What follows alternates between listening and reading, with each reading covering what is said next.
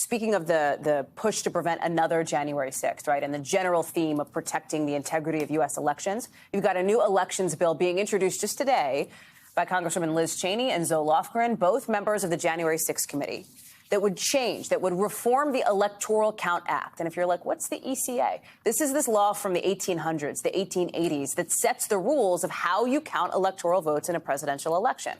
You've got one committee set to meet on the bill tomorrow, with the full House set to take it up later on this week on Wednesday. I want to bring in NBC News senior national political reporter Sahil Kapoor. And Sahil, what's interesting is we have reported extensively on these potential reforms to the Electoral Count Act. And some experts have said, sure, while this doesn't go as far as some advocates would want it to go, it is at least a small step toward preventing something like what happened on January 6th from happening again.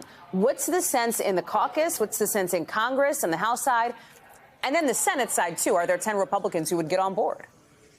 That's right, Hallie. Well, the bill has got a very bright future in the House of Representatives. It is expected to get a floor on the of the House, a vote on the floor of the House later this week, and it is expected to pass as early as Wednesday with the support of Democrats and at least some Republicans, including the co-sponsor Liz Cheney. Now, I'll get to the Senate in just a moment, but first, what's in this bill? Let's put this up on the television. It would make clear that the vice president's role in electoral count is simply ministerial, that she or he does not have the power to unilaterally reject electors. It would raise the threshold for objections from what it currently is, which is one member of the House and one member of the Senate, to 1/3 of each chamber. It's a much higher bar. It would require states to certify only lawful winners. They can't refuse to certify, and the governor of that state has to certify the presidential election winner in accordance with the laws of that state. And the fourth bucket, finally, what you might consider the no backseas clause, that an election denial governor or secretary of state, for instance, can't retroactively try to change the rules and say, well,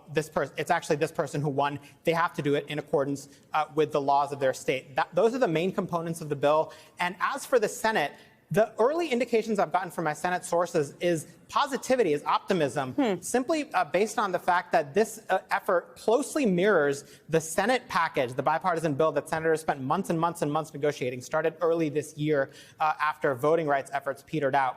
There are two things they're trying to be wary of in the Senate to make sure this bill doesn't fall apart. The first is making sure Democrats don't add voting rights provisions to it. They worry that that would cost Republican support. Remember, you need 10 of those in the Senate for this to have any shot. And the second is trying to present this in as nonpartisan a way as possible. There are some Republicans who worry about triggering the Trump base, the MAGA voters, and fear that it could, peel away some Republicans. As is, the Senate version has 10 Republican co-sponsors, which, as you know, Hallie, is enough to get it done. They just have to iron out some differences between these two bills. And there are some differences, such as the Senate bill, for instance, requires 1/5 of the chambers to object, not 1/3. The House bill creates a federal cause of action, which the Senate bill does not. Republicans prefer to leave this, the question of suing to enforce these laws to the states. But if those are the biggest problems between the House and the Senate in this day and age, there's real optimism that this can pass. This effort has legs, Hallie. Finally, the Senate is more likely than not to vote in the lame duck session